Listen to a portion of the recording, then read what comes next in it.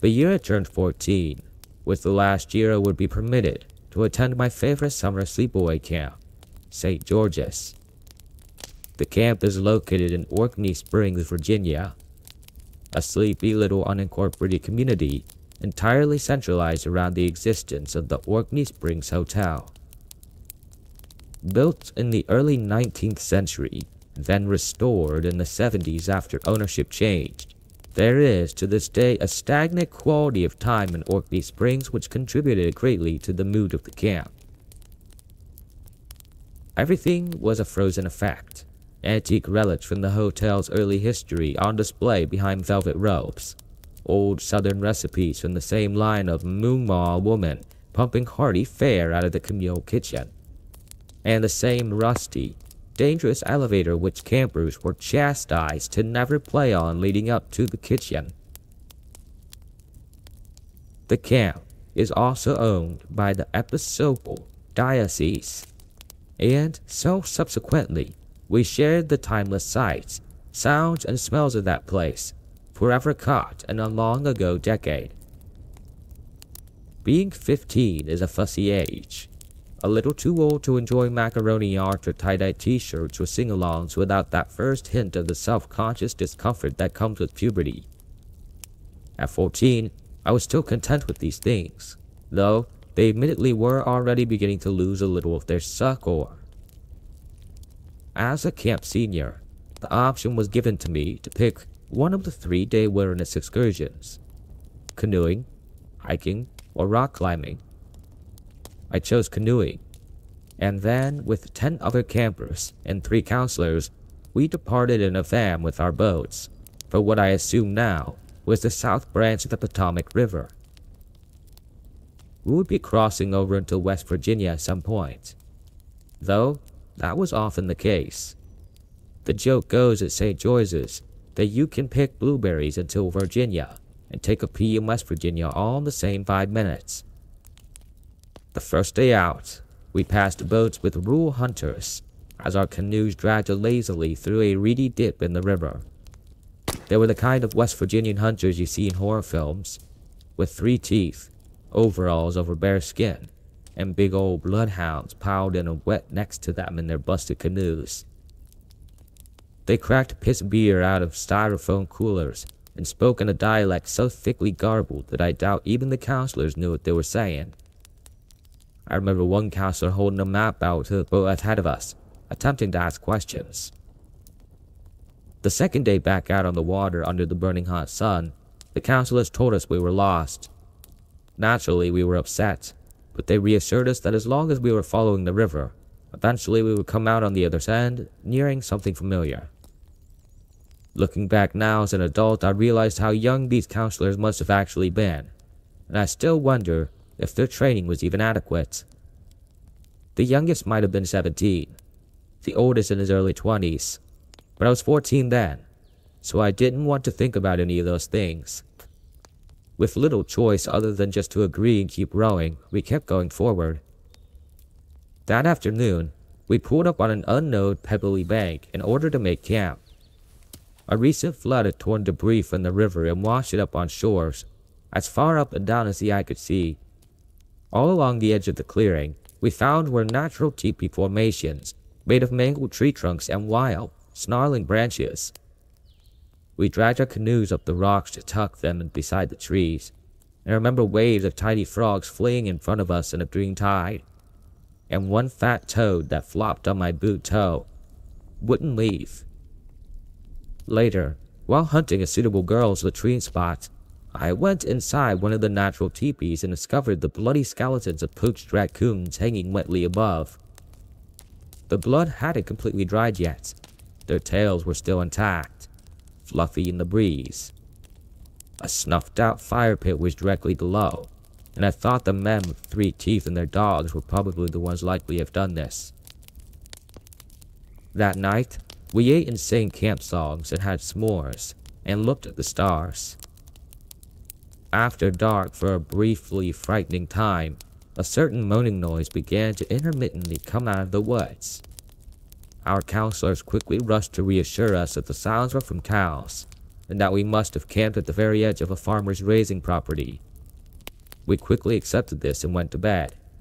The girls went to their tarp in one corner.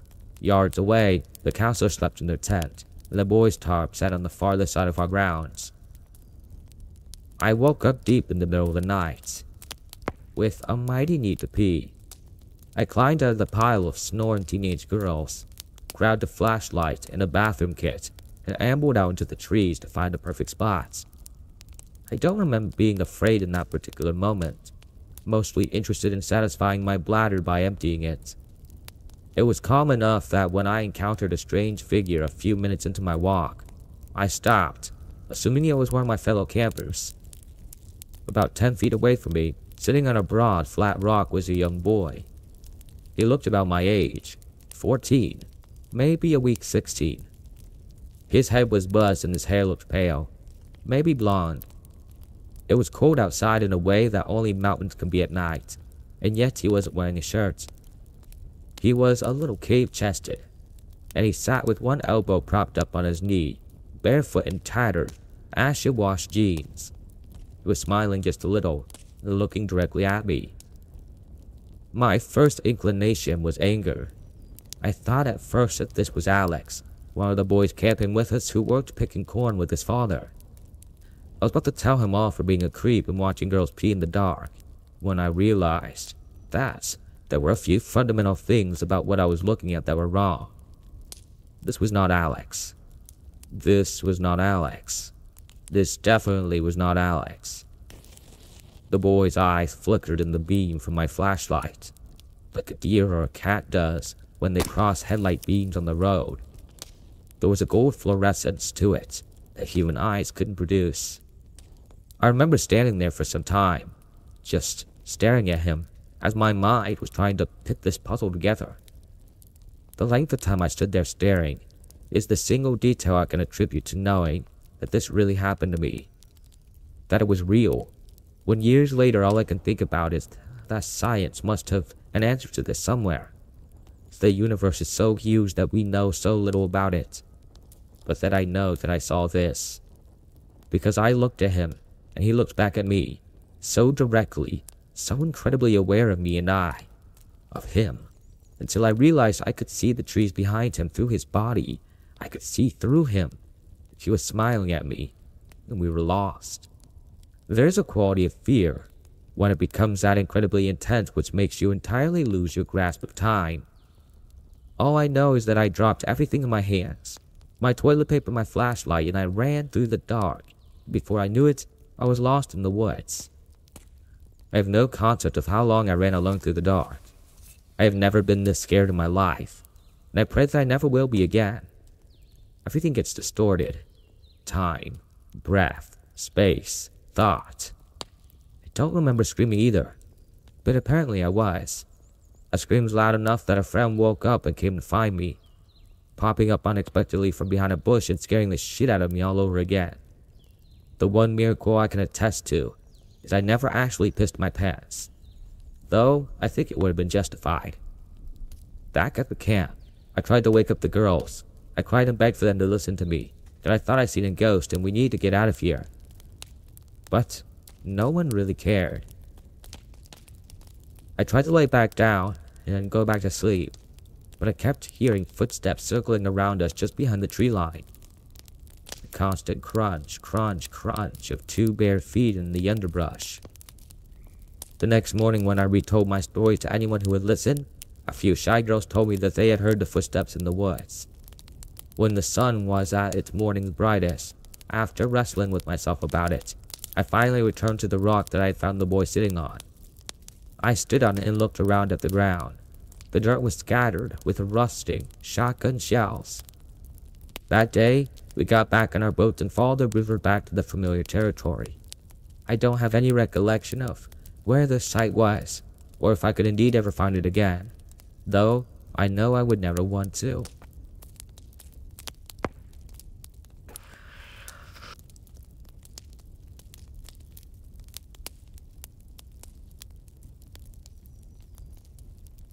My story is something I'm still terrified by, but because of the person I am, perhaps as a way to cope as well, I may come across a bit of light in telling it. Most people consider me an intimidating soul by the nature of my stature. I'm not the type to screw around in specific situations, such as when I have to tell someone off or I'm unfortunately in a situation for which I can't avoid an altercation. Needless to say, I've never really had someone approach me in public thinking of getting the best of me. A half a year ago, I was at the house, rolling some joints with my girlfriend. I live mostly in the middle of nowhere, and there are a lot of wooded areas around the place, though not fully a forest per se.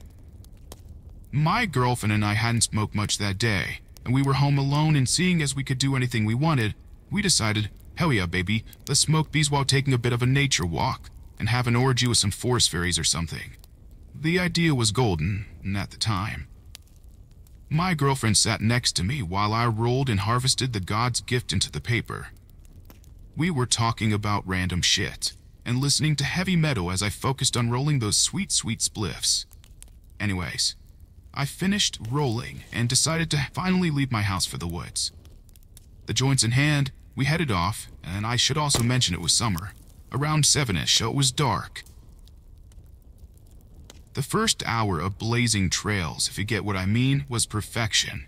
We talked, blazed, made out, you know, the usual couple stuff. We were on the second joint just walking along the paths when we see this big, giant flat rock, like a pancake boulder. We were like, awesome, and we laid down on top of it. We're holding hands and being all cute and smoking our doobies when we start hearing noises. I like to mention by this point the sun will start to set soon, maybe another 30 minutes. We're obviously really freaked out by the sounds. Then, the thought occurred to me that this was some good stuff, and maybe it was probably just making us paranoid. I mean, there's wildlife and stuff out here, so wouldn't you be curious if something was chilling in your backyard? After some silence, and just as we were about to chillax again, we hear another noise that we know damn well is not an animal. It sounded a lot like a sharp run along a rock. We sit up and look around, and then at each other. We were very perplexed. Then the realization hits us that whoever or whatever is out there is most definitely wasn't the forest fairies we had planned on having an orgy with, that's for sure. We stand for a minute or so, and then we hear a big snap, like a tree branch snapping with a ton of force. And then we hear a bunch of fast footsteps. Someone was sprinting, and I was panicking. Being in such an unsafe situation in the deep woods, I urged my girlfriend Kimber to haul ass back to the house with me. Now, Kimber and I aren't necessarily sporty people. We are more of the academic bunch our whole lives. We weren't completely out of shape, but looking back on it, things would have been a hell of a lot easier if we did cross-country or track or something. Kimber and I, sprinting now, and getting cut up out of the trees of branches and sticks scraping us while we run, we hear this person who's running after us shouting and acting like some insane hillbilly. This freaks us out, and we begin sprinting faster while huffing and puffing. It's literally reminiscent of like a fat kid doing a mile or something. The person is, unfortunately, gaining on us now, and as I look back, I can totally see him. He's an older guy, maybe like 40 years old, give or take. His hair is long and thin, and he's scraggly looking. It's at this point I realize he's gaining on us, and I try to run faster. Kimber makes a turn, and we turn and see the lights of my house in the almost darkness. I'm not sure if the dude was too close to process the sudden turn or not, but he didn't seem to pursue us. At any rate, seeing the Porsche light we will forever refer to as the beacon of hope makes us run even harder. Turning back, there is no sign of the guy, and we make it into the clearing of my backyard. My girlfriend quickly gets me inside, and we lock the doors and slam the blinds shut. I feel my back pocket for my phone, and realize that, of course, it must have fell out while I was running and is somewhere in those dang trees. My girlfriend's phone is naturally dead, and we had no house phone because who has those nowadays? My girlfriend starts having a panic attack, and I plug her phone in and start charging it. I turn off all the lights except for those by our doors, I saw no sign of that man for the rest of the night and for the rest of the time I lived there. We called the cops and they surveyed the area, but they found nothing. The whole thing was terrifying. I just don't know. I can only assume it was worse for my girlfriend than it was for me because of her anxiety. But I definitely think about it from time to time still. That gives me the willies.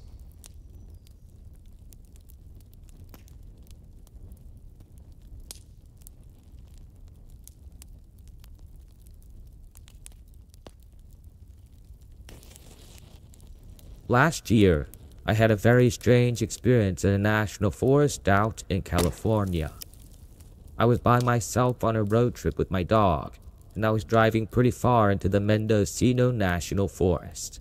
I like to camp in national parks and forests because it's isolated, so my dog can roam and they're free of charge. A trade-off for sketchy rough drives into parks sometimes and a lack of service and assistance. Anyway, I was driving up this dirt road kind of curling up a mountain around maybe 5 p.m. It was very nice out, sunny and warm with a slight breeze. Nothing serious happened, but I felt extremely uncomfortable driving into the area. That feeling did not let up. Driving up the mountain, I felt like I shouldn't stay there, and I texted my boyfriend that it just didn't feel right in this area.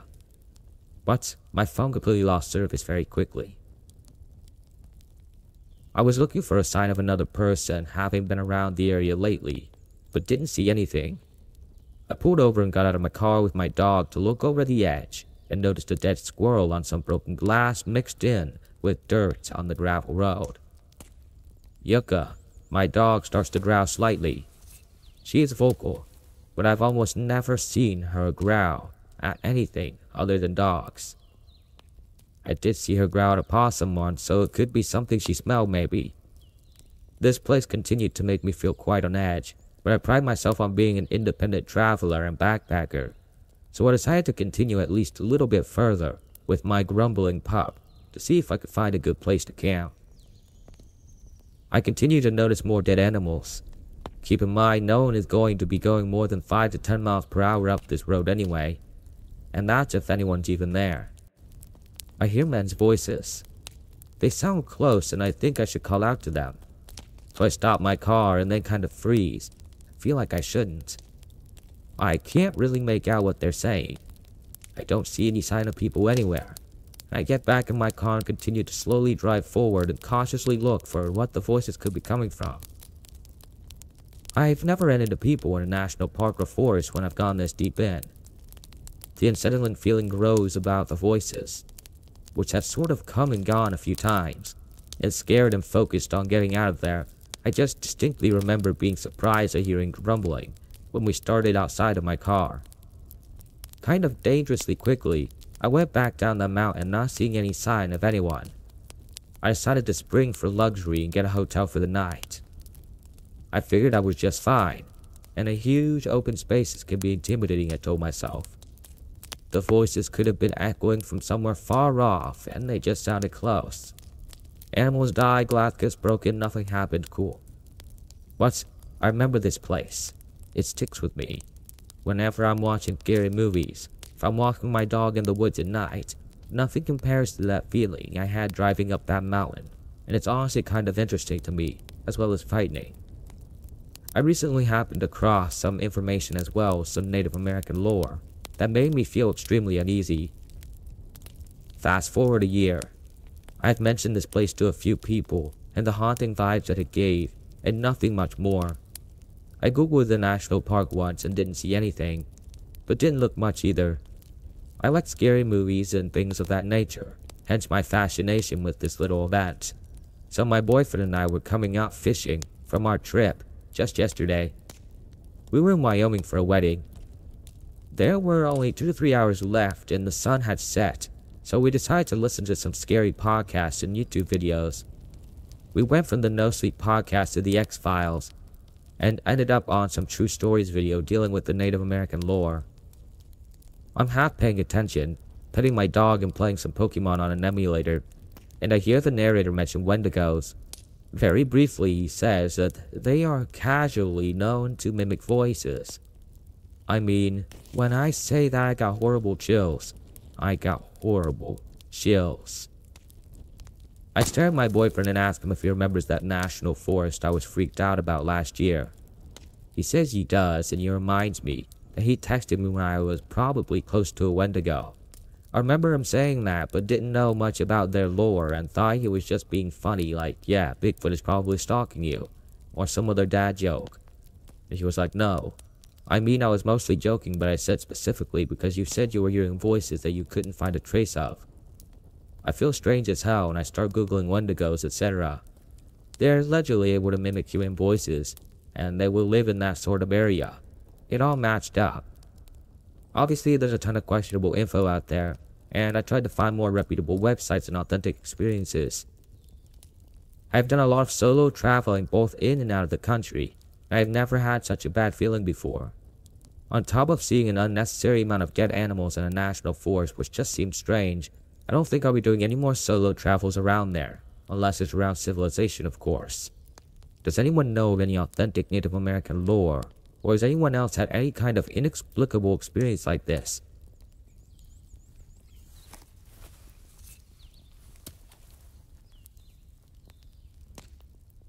It was summer of 2018, and like many others, I went on vacation to a place somewhat isolated from people, just to get away.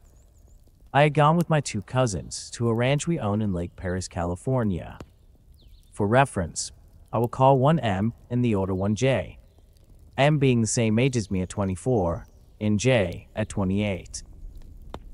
I had been planning to go visit them for almost 3 years, but I hadn't gotten the chance, due to transportation and always having to work. I only had just gotten the chance to be able to travel because I had crashed my brand new Ninja motorcycle in September of 2017, breaking my collarbone and 3 of my ribs, rendering me unable to work. While recovering, I was living in the Bay Area by San Francisco, and to think I wanted to ride 8 to 10 hours out to my family's ranch on a bike. That would have been suicide, since I'm not at all familiar with the roads. Anyways, I had finally gone to visit, and I thought it was going to take much of my stress away. In many ways, it did. But during my time there, it seemed like things just started to get worse. Not only did my girl dump me, but strange things started happening again, like my uncle's mom passing away, and, along with my cousin M that was sitting next to me at the time, seeing her spirit late one night at around 2 a.m. We both started to see weird things. We both turned to each other one night to see something peeking into the room at the same time, and I asked him, Did you see that? I stood up to see if it was my other cousin trying to creep us out. But I walked out the door, I saw my great-aunt's face and top torso turning and fading away into thin air. I automatically ran into the room on my tippy toes and both hands on my chest, repeating what I saw to her over and over again. Well, 2 days after, in between everything that was happening at the time, me and my cousin Jay decided to go smoke a bowl under the large evergreen tree in the back, by where all the cow, chickens, and goats are kept, with the intention of avoiding my aunts and uncles smelling what we were up to, out of respect. So, it was a bright sunny day.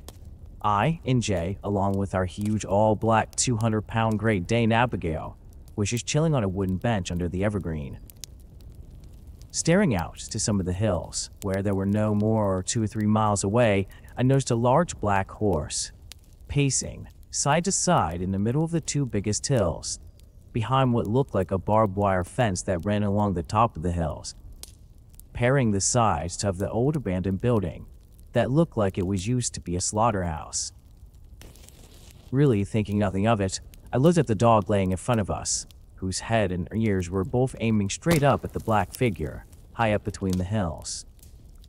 When I realized just how long that thing had been there, I had seen it come up from the hills about 15 or 20 minutes earlier, and Abigail had not taken her eyes off of it the entire time. So I turned to my cousin to tell him about the horse, and if he had ever seen it there before, just to find him frozen with the bong and lighter in his hands, also looking right at it. He had this look of terror on his face.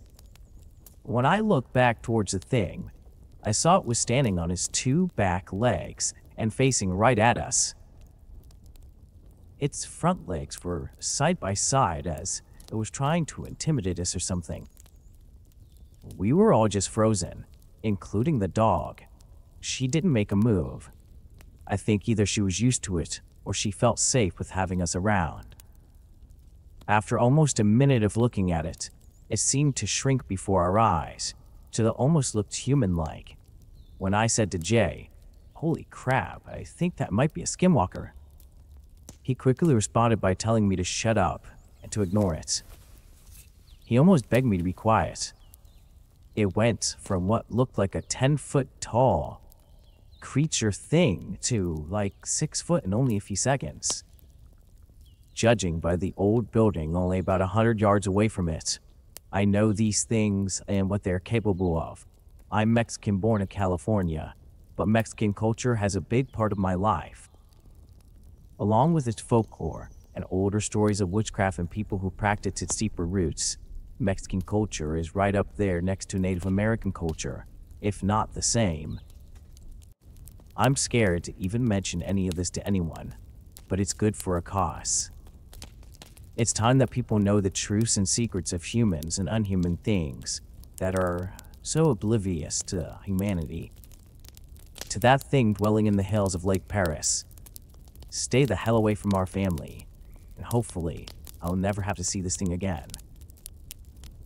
Also, importance to the evergreen tree that we were at. The evergreen tree is known to be used by witch doctors of Mexico to keep evil and bad spirits away. Maybe not just a coincidence that there's a big-ass one in the middle of our ranch. I don't know why, but that dog would not leave my side for 2.5 weeks when I was there. Even my cousins pointed it out. Jay also told me that I'm weird, but in a good way, whatever that means. About 3 years ago, I struggled severely with depression and suicidal thoughts. Those thoughts later manifested into plots. I stay up at night thinking about how I want to go out of this world. I thought about pills, slitting my wrist, all the cliche stuff you see in the movies. Although, I eventually decided upon a slow bleed method.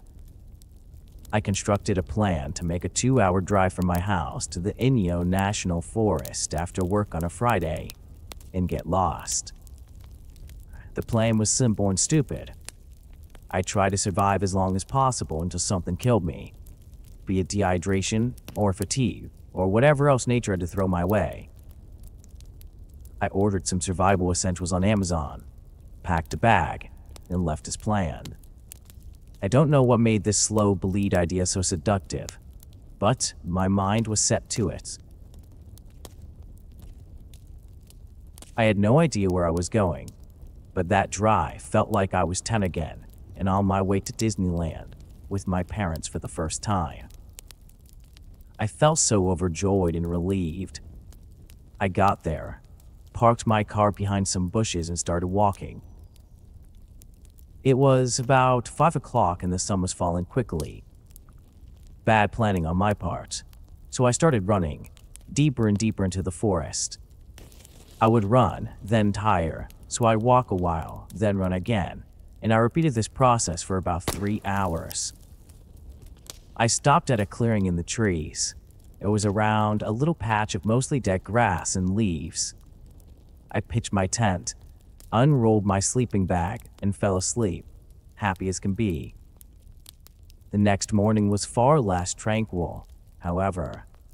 I woke up feeling like I had a terrible hangover, and I had no idea where I was or how I'd gotten there for at least 5 minutes. I began breathing rapidly and started jogging in random directions, trying to retrace my steps. I ended up getting even more lost and separating myself from my gear and tent. I tried telling myself that this is what I wanted, but for some reason, I knew it wasn't anymore. I remember repeating "no choice" over and over again. That was a really cold night. I tried doing push-ups to keep me warm, but that hardly lasted. I tried singing Vienna by Billy Joel, but I was too cold and my teeth kept chattering. Although the cold was nothing compared to the fear. Every falling leaf or trickling sound of the stream was a vicious predator in my mind. There was a point where I couldn't tell whether I was shaking from fear or the cold or a mixture of both. Finally, the morning came and I slept through most of the day on the ground, my back to a fallen tree stump. I woke at around 3 p.m. and once again I panicked. I began jogging in a seemingly random direction once again until I hit the road I came on. That feeling of relief was something I will never be able to explain. It humbled me, yet lifted me up. I walked up the road until a very nice old man in a big black truck pulled over to see if I needed help. I told him I was hiking and got lost. He drove me up the road to my car and I drove home. That weekend changed everything for me. I have never had a suicidal thought again, and I got the help I needed to deal with my depression. This isn't very much of a survival story, but the whole experience changed my point of view on life and self-worth. I'm still working on constructing a suitable life for myself, but whenever I'm discouraged or I want to quit, I think back to that night in the forest, and after a quick shudder I realize just how much life means to me. It was a stupid plan, but I'm glad it was. I may not have survived a slightly more elaborate one.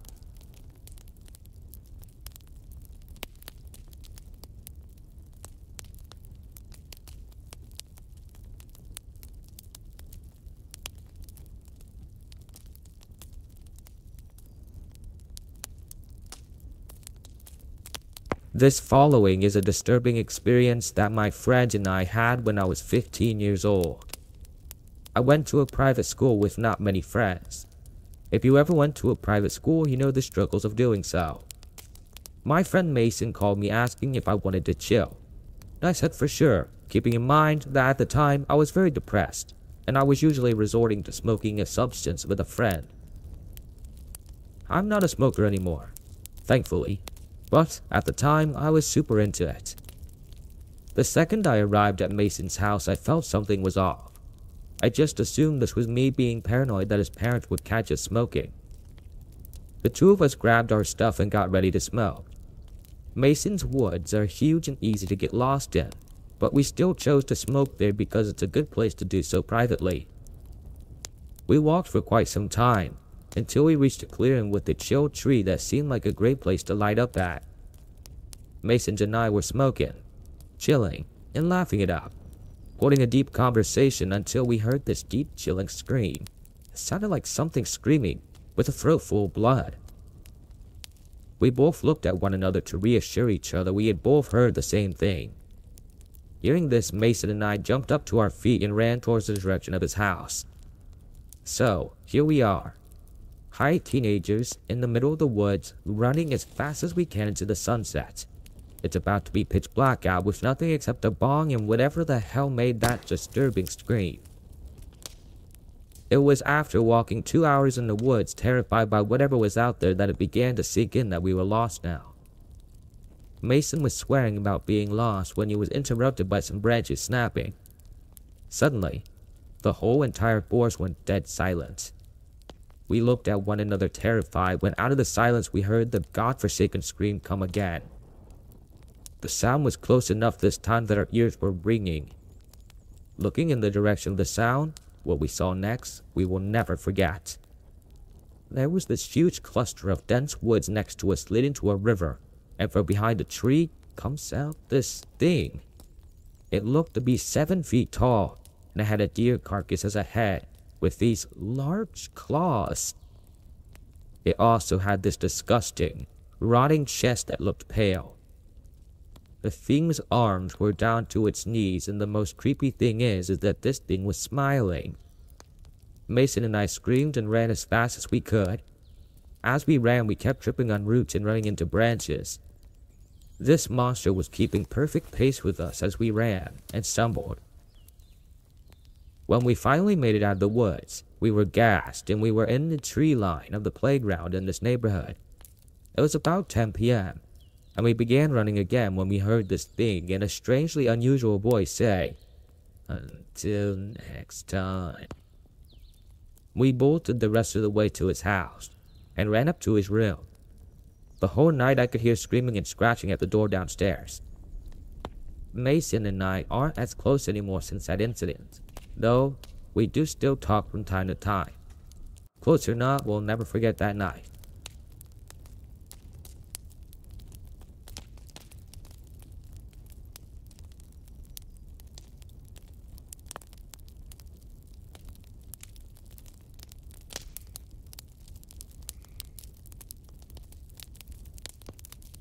Before I start the story, I should probably give you a little description of the place and myself. The area where this took place was out in a small farming village. There are basically sections of woods and farmland. On this occasion, the section of woods I was in had 3 defined barriers. To the north was an old railroad track. On the south and west was an open farmer's field. The east basically led to a denser block of trees. You'd eventually come to a road about a mile away if you didn't get lost. As for myself, while I wasn't a hunter, I always had a good sense of direction. Even when I couldn't see the sun or had any other guidelines, I was extremely comfortable with being alone in the woods and not afraid of going to hike in the dark. I found it peaceful, actually. I still do, but I'm more observant now, if that makes any sense. I also don't scare easily, and I don't go into a panic too often. Finally, I'm also somewhat observant to the spiritual world, having seen and felt entities before this. So, to begin my story, the day started like any other day on a winter afternoon. I thought that I would go out to explore some patches of woods that I mentioned before. I always found it intimidating, but being a young kid and having explored everything in the area, this was to be one of the new places I would map out. So, I set out with bare minimum gear, really just an extra set of gloves and my favorite hiking stick. I knew there were still a few hours of daylight left, and I figured this wouldn't take too long, so I didn't think I would need too much more than that. When I first entered the patch of woods, everything was still and noisy. I could hear squirrels, birds, and the wind in the trees. Seeing as it was my first time, I stuck close to the border, walking along the length of the field. Eventually, I came to the southern border and noticed a few interesting rock piles, and I went to investigate. That's where I made my first mistake. Was not going back the way I came. I was in my explorer mode at this point and wanted to see everything, so I decided to go back through the heart of this wood. As I got farther into the heart of the woods, I noticed that several things were starting to become off. All the noises seemingly died down. At the time, I rationalized that, as I was the predator, so all the animals quieted down for me. Now, I'm not so sure. The other odd thing was that I had a sense that I was being watched. It felt like from a distance, though. The final thing was that I noticed when I tried to backtrack, going back was harder than going forward, almost as if I was being led somewhere. I checked my internal compass, as I don't get lost and haven't except for that time, which indicated the direction I was going was north, and strongly north of that. As I was walking along, I could still feel the gaze of this thing, but it seemed closer now. Looking behind me revealed only trees. I continued on, despite the fact that the area I was in didn't look like the area close to the railroad tracks. What I didn't know was that I was heading towards the deep patch of woods where it would be difficult to find someone. Suddenly, I felt the thing move closer still. There was no noise. I tried to say it was all in my head, or a hunter was messing with me. But what didn't help was the fact that whatever this thing was, it was either so silent I couldn't hear it, or it wasn't something physical. I could feel this thing increase its pace. At this point, the trees up ahead thinned out and I came into a field. It took me a few minutes to realize where I was, and quickly made an adjustment to my course. I felt the thing again increase to my speed, narrowing down the gap between it and myself. I lunged deep into the railroad tracks, the northern border, and all the sounds came back. I could hear wildlife again, kids screaming at a nearby pond, and farther off I could hear vehicles. However, I still felt the eyes glaring daggers at me, just out of sight in the denser woods. It felt evil, the nasty energy radiated off whatever it was, but it would not show itself, nor did it step foot onto the railroad tracks. All on my way home, I still felt it following on inside of the woods, till I came to civilization, and it seemed to turn and leave. As to say what it was, I cannot say. I have experienced a similar feeling 2 places since then, once at a cemetery, and the last at an asylum in Ohio. I hesitate to say it was a physical creature, as I never saw or really heard anything, but I did feel it. Looking back now, I'm wondering if it was possibly something that thought I was up to no good on its turf, and maybe it was purposely trying to scare me off, but why it chased me deeper into the woods. I haven't been back to that area since, and I don't plan on going back anytime soon.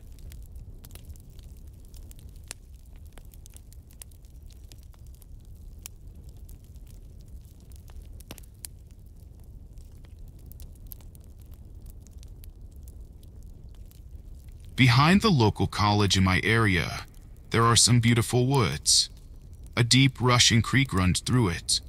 It has a little bit of a valley, and it's literally paradise. There is a magical quality there, and even a little tree spirit that I always visit and leave a little tribute to. My bestie and I are avid harvesters, and the woods behind the college literally have everything. I've even found berry patches that aren't usually in the area, and all the local herbs and medicinal plants that you need. It's really amazing. Several years ago, we were cranberry picking in the fall. Now I'm not really good at keeping my bearings, so I basically just went wandering through the woods with my nose in the berry patches and enjoying spending the time with my friend. Sometimes we are on the trails, and sometimes we will break trail through the brush and forest to forage and wander. It's a small slice of woods in between 2 major roadways, with the college and residential areas at opposite ends, so the chances of getting lost are impossible, unless you are a total dunce. So I wasn't worried about getting lost where we were. We rounded up a hill, and there was a sort of clearing at the crest, with nothing but a tree sitting in the middle of it right by the path. Now, it is a spruce tree, and spruce trees can either grow straight, or if there are upheavals in the soil, they can curve in weird ways. This tree was curved into a reversed S shape, but instead of it looking like a natural growth, it looked like the tree had been twisted violently into an unnatural shape. I really can't describe it better than that. I grew up in spruce forest, and I'd never seen a tree that I thought looked like it had been purposely warped like that. As I walked up the path towards the tree, I suddenly heard a ringing in my ears that intensified with every step taken closer to the tree, and when I was less than 10 feet away from it, I got a sharp pain above my right eyebrow that felt like a red-hot needle stabbing me. It was overwhelming, but as I walked away from the tree, the pain and ringing subsided. Being the type of person I am, I got really curious and started walking back towards the tree, and the ringing starts getting louder, and the pain happens in my head. Okay, so despite my experiences with the paranormal, I am a natural-born skeptic. So I called up my friend, asked her to come over and tell me if she noticed anything. She also said she got the ringing and pain. It was really weird. We talked about it at a safe distance for a bit, and decided to leave the area as we were getting a really bad feeling about the tree. That night, we both had really awful nightmares that we were lost in the woods, being blood-soaked in some sort of battlefield, and being chased by zombies. It all sounds really weird, but it was all really freaky. This year, we talked about it again. We both vividly remember that tree. We've also never wandered into that particular corner of the woods again. What we both agree on is that there's a malevolent energy contained in that tree, and something really horrible must have happened there. I have a friend who practices magic, and I may take him out there to try to cleanse the energy, but I honestly am a bit afraid to be in that corner of the woods ever again.